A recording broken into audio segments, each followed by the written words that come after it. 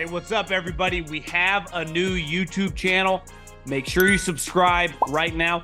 Leave a comment on the video. Share it with your friends. It's also a podcast, 3 and Out, wherever you listen with me, John Middlekauff, Apple, Spotify. We have you covered, as well as thevolume.com. We have merch. Check out. I got 3 and Out hats right now. Thevolume.com. Search the podcast. Buy some merch. What is going on, everybody? John Middlekauff, 3 and Out podcast. Coming off a packed weekend. Went on with Colin, out and about out there in the ether, on the podcast, on YouTube. Kind of reacted to everything that happened this weekend, football-wise, and obviously Caitlin Clark, who took the world by storm. Just saw like 20 million plus people watched the women's final, including myself. But I wanted to dive into a couple things draft-wise. We try to do something draft every day leading up to the actual draft, which is now about 2.5 weeks away. Something on Minnesota. Everyone assumes, and I guess I've been guilty of this, they're going to trade up. What if they don't? There was T'Vondre Sweat, star defensive tackle for the University of Texas. Many project as like a fringe top 20 pick. Probably would go 25 at latest. Got a DUI the other day, and I think this is what makes the draft so difficult. And I think he represents that. John Calipari, I don't think it's official yet, but going from Kentucky, I would say the number 1 basketball school, just in terms of money resource. You could put Kansas, North Carolina. But when I close my eyes and think unlimited amount of money toward basketball, I think Kentucky, and he's leaving toward Arkansas. And I actually think this represents the success and the power led by a man named Nick Saban and the power of SEC football. And the cash that's flowing into that conference has really changed college sports. And last but not least, Tangent Tuesday. I guess I'm going to be the guy that reacts to the reaction. Obviously, a lot of negativity surrounding Caitlin Clark, at least on the internet. I don't know anyone in society that's talking like that, but I wanted to hit on something really quick. But before we dive into obviously some football, I got to tell you about my friends, my close personal partners in the official ticketing app of this podcast, Gametime. Grab your smartphone, grab your iPad, grab wherever you download your apps, and download the Gametime app. Do you want to go to something fun? Whether that's a concert, go watch a little music. Whether it's a comedy show, do a little laughing. Whether it's a game, the NBA playoffs, right around the corner. NHL playoffs, right around the corner. Major League Baseball, off and running. Get yourself to a game and do it on us. Download the Gametime app. When you buy your first pair of tickets, use the promo code JOHN, JOHN, and save $20. Very, very easy to do. Just trying to save you a little money in these inflationary times. No big deal. I don't even need to thank you. Just download that Gametime app, promo code John, do something fun, and do it with our discount. Appreciate everyone that's using it. Keep hammering that promo code. One thing around the draft that I am always very leery of and throw a big red flag over is when someone goes 100%. It's one thing if you're the first or second drafting team, right? So-and-so team is going to take Caleb Williams. At number 2, they're going to take Nick Bosa. It's like, okay, I totally. My mom can figure that out. When you start getting farther down the draft and you go, this team will do whatever it takes to get this player, I go 2 things. One, you have a very leaky front office, and that is not a way to run a draft room. Or 2, you're throwing out a lot of bullshit to throw people off the scent. And I think Minnesota, you got to look at all their moves, right? They had Kirk Cousins, who I think a lot of people go, they let him walk. He did tear his Achilles, and he wanted a lot of money. Now, they had been thinking about it last year when they had offered the 49ers, and the 49ers didn't want the trade because they trusted that Brock Purdy could come back. But they clearly were open to moving on from Cousins a year before. So it had been on top of mind. Probably an easy decision once he tears his Achilles, even though they went back and forth with his agent. But everybody and their mother just goes, the Minnesota Vikings want JJ McCarthy. I even saw Rick Spielman, who was on this podcast, said, I don't know where he said it, but he basically said that I expect them to do a dramatic overpay to get JJ McCarthy. If you told me right now that Adam Peters in Washington and Colin believes they're going to take Jaden Daniels. I was told Drake May. I don't know. I'm expecting them to take one of those two guys. I honestly don't really give a shit. I just hope whoever they draft is good and the team's entertaining. I don't really have a dog, a horse in this race. I don't care that much in terms of I don't have a strong opinion on either guys. I'd be nervous drafting either, but you got to pick one or the other, and they're eventually going to pick one or the other. But they're also drafting two. So beside Caleb Williams, they have the pick of the litter. Minnesota currently is at 11. So if they want to dive into the big-time quarterback market, they got to trade up really, really high. Why would you want all these other teams that could theoretically also like JJ McCarthy to know you love him? What if it's trying to throw everybody off the scent of the guy that they actually like? I'm not saying that's what they're doing, but it would be terrible business when it is dramatically out of your control. One, you need teams not only willing to trade, but willing to accept your offer for a trade and willing to move down a lot, right? Even the Cardinals are a good example. Monty Ossenfort, when he gave his press conference a couple weeks ago before the owners' meetings, we are open for business. Come trade. There's a difference between we're open for business and we're willing to move back a ton of spots. What if I go from 4 to 6, get the player I wanted all along at 4, and add a second-round pick? I'm not even saying the Giants are willing to make that trade, but I'm open to everything if I'm the Cardinal guy, right? So when I see that they're in love with JJ McCarthy, I just hesitate to truly believe that. I said this all along with Mac Jones and the 49ers. I believed Kyle Shanahan liked Mac Jones, but anyone with a brain had to be in his ear you can't take a guy with this limited of a skill set at number 3 overall.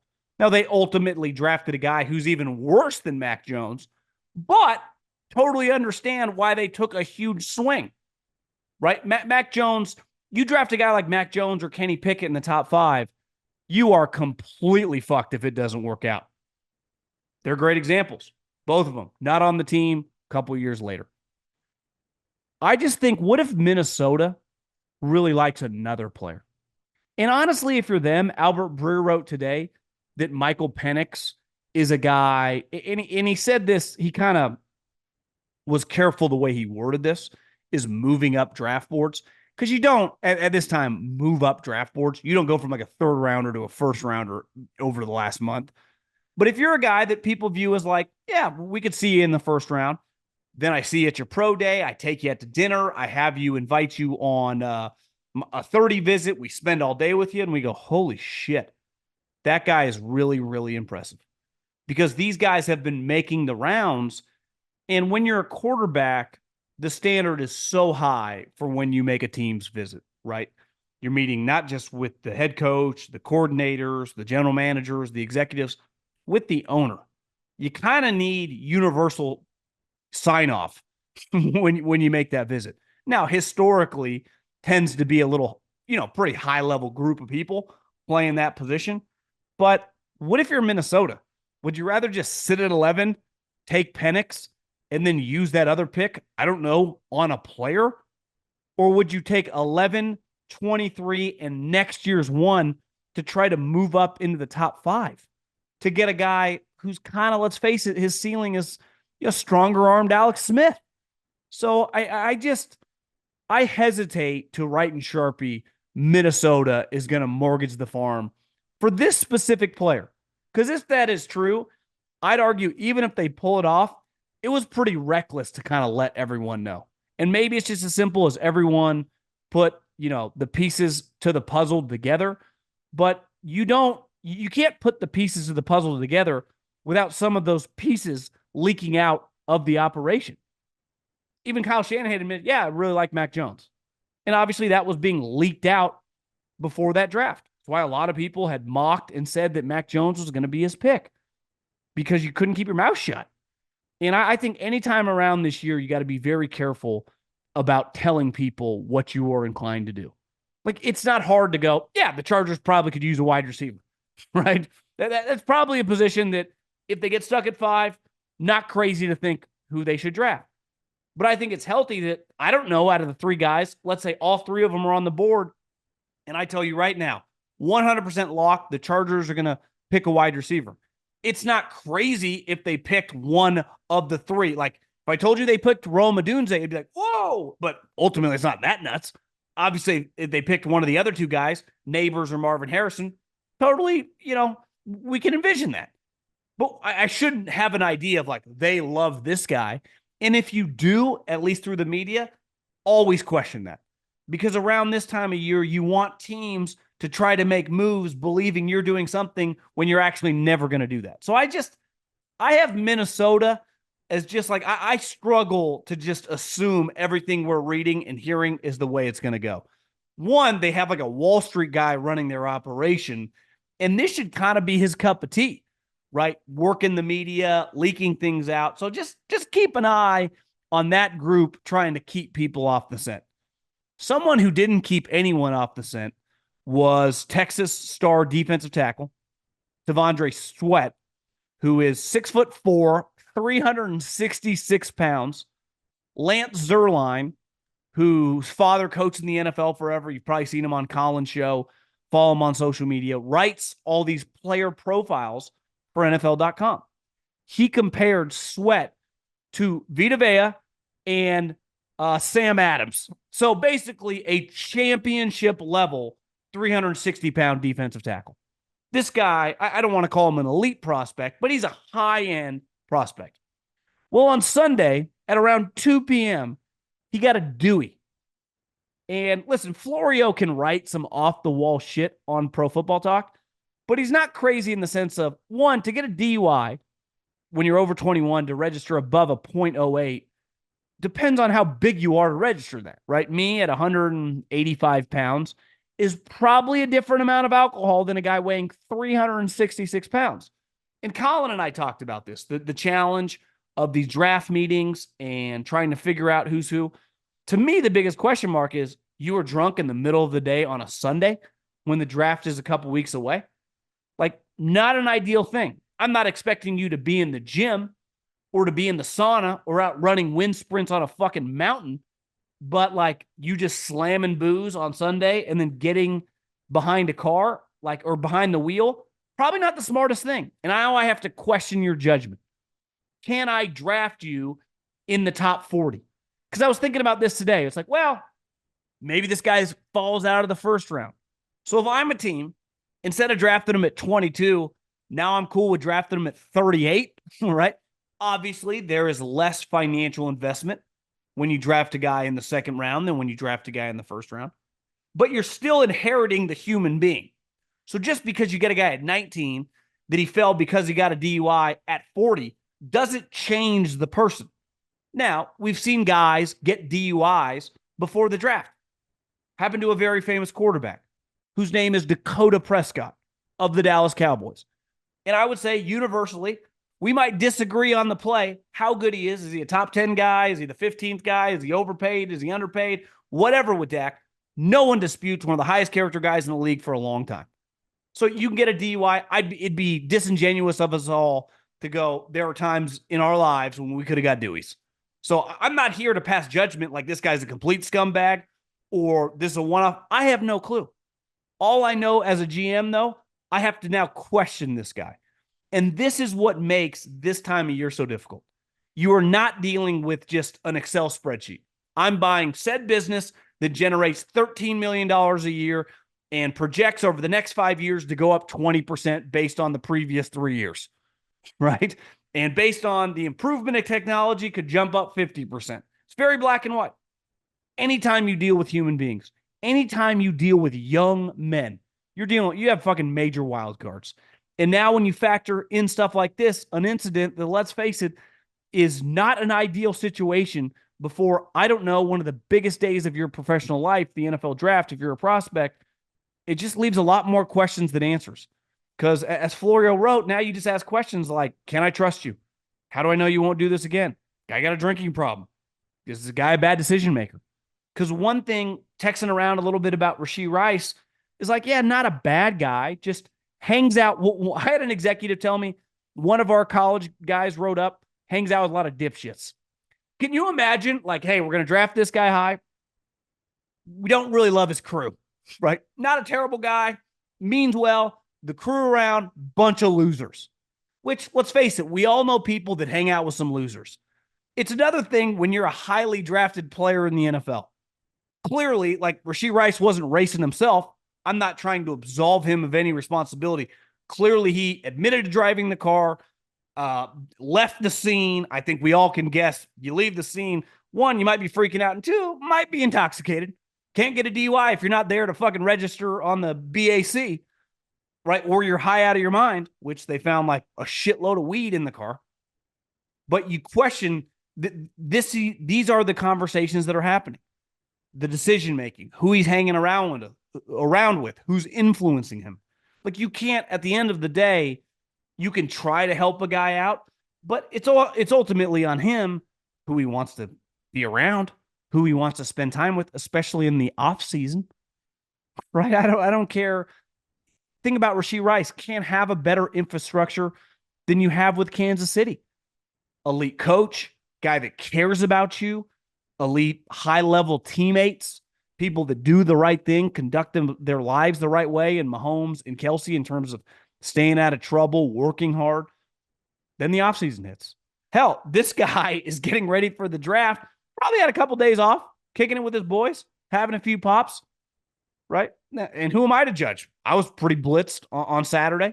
Now, you could argue Saturday's a little different than Sunday, especially if he's got serious things to do on Monday, but this is what makes it so difficult. Now, I don't have an answer for you. Does this guy fall in the draft? I would assume a little, but ask yourself this. If you won't take him at 25, but you'd be cool with taking him at 35, why wouldn't you just take him at 25? Because you ultimately think that it's not that big a deal. To me, it's either like, I wouldn't touch him now for several rounds.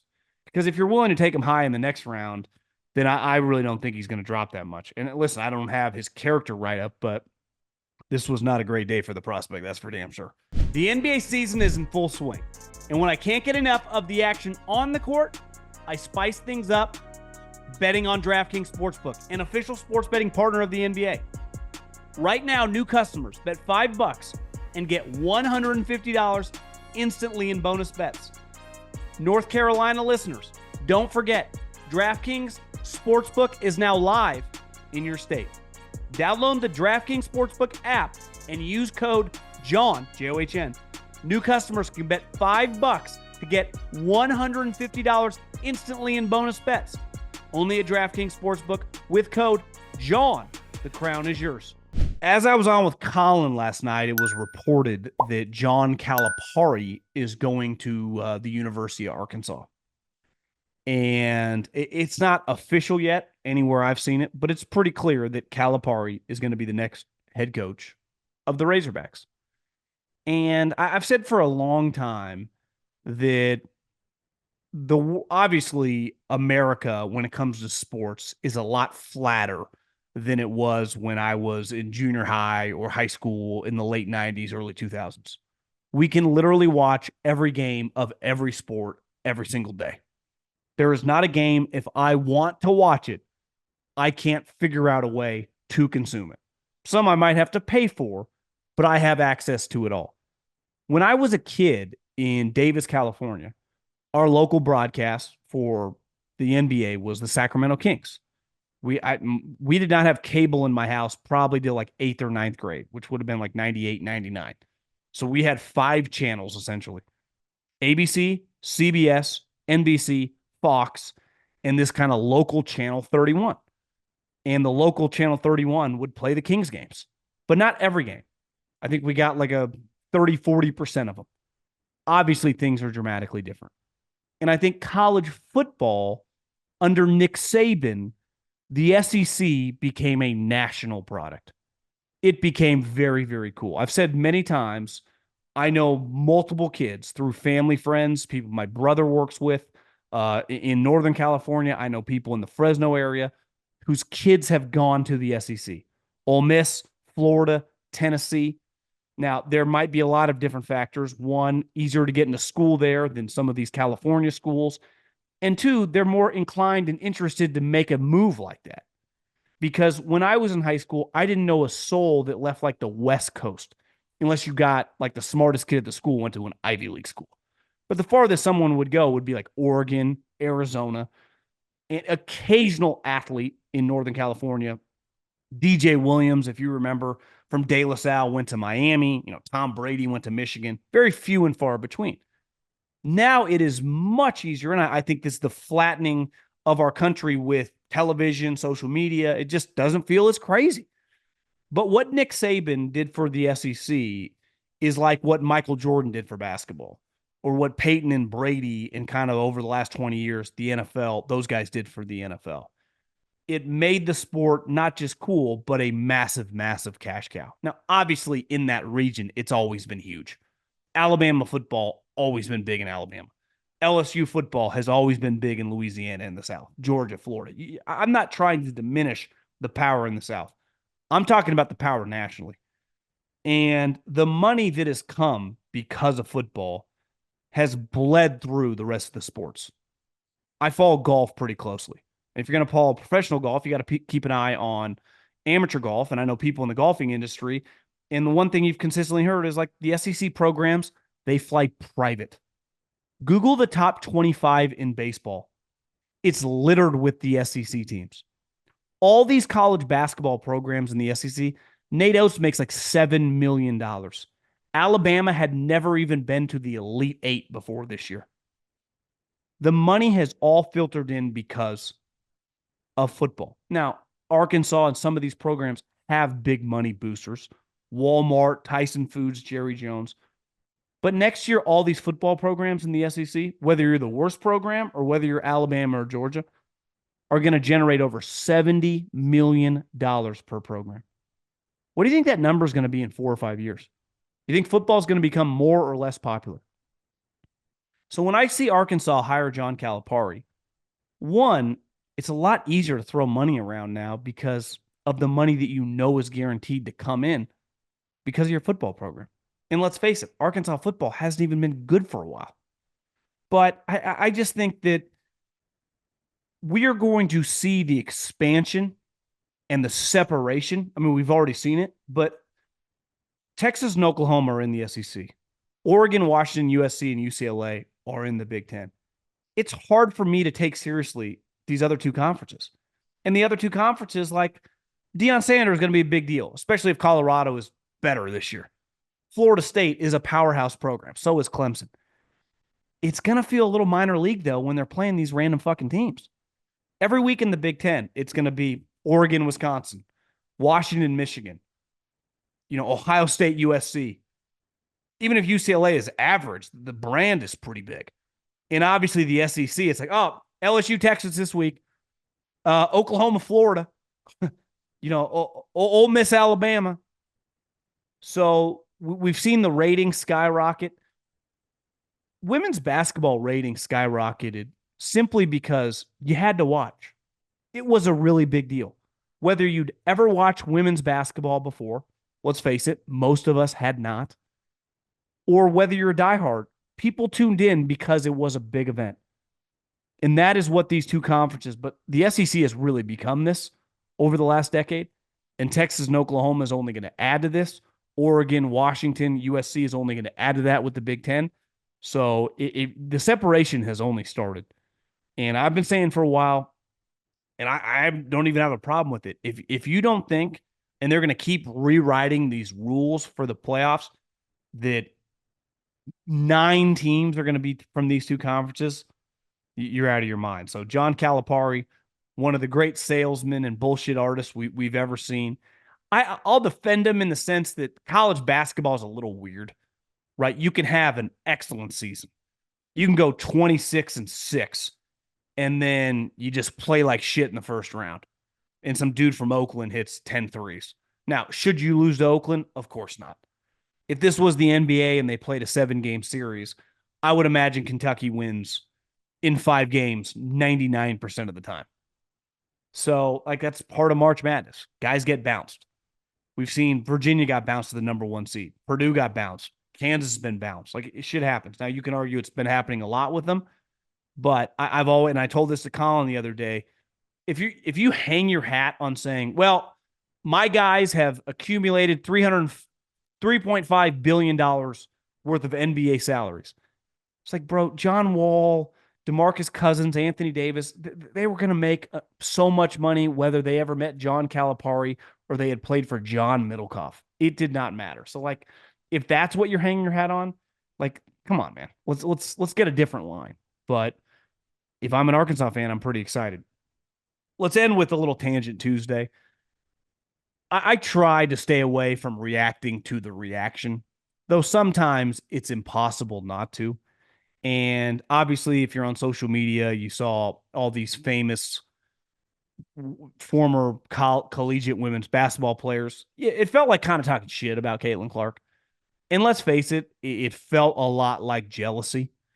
And I think a big reason why is because, like, Diana Taurasi or whoever that chick is that claims that none of us had ever heard of, that Caitlin Clark doesn't actually own the scoring record because she played when there's no 3-point line. Like, I got news for you. None of us give a shit. None of us care.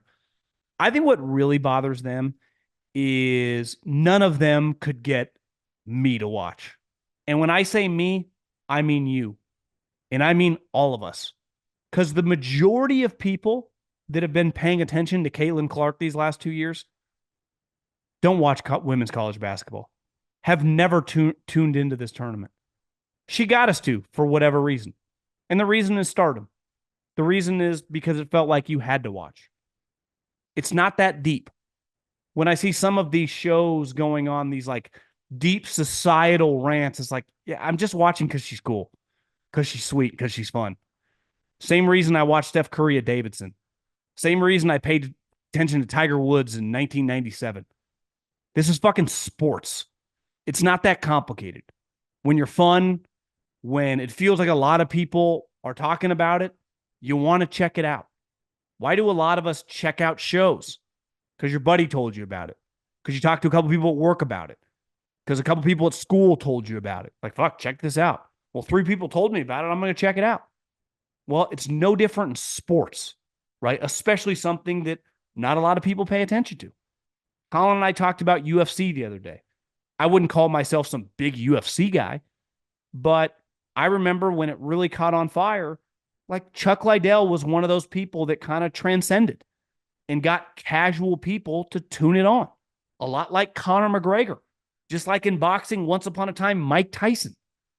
A lot of people that watch Mike Tyson don't watch, Max Kellerman and Chris Mannix break down Friday night fights all the time, right? But when it gets big enough, we kind of, okay, we'll change the channel to it. And that's what she was. And then when you watched her, it didn't disappoint.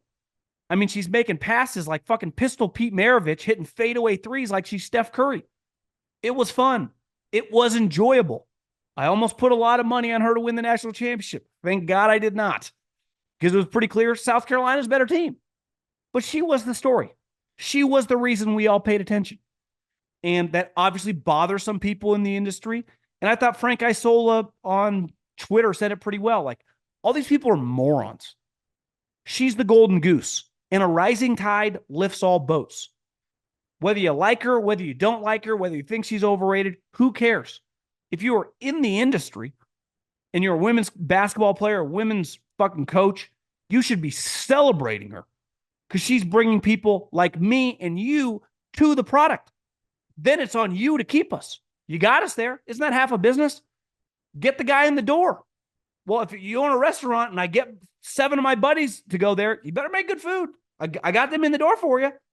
You better not overcook that steak, because if they like it, guess what? They'll come back and then they'll tell their friends. And that's what Caitlin Clark was. My neighbor a week ago was like, how incredible is this story? I didn't know she liked women's college basketball. Driving around yesterday, I saw multiple people, men and women, wearing Iowa t-shirts. Maybe those people would have watched women's college basketball no matter what. I'd guess probably not.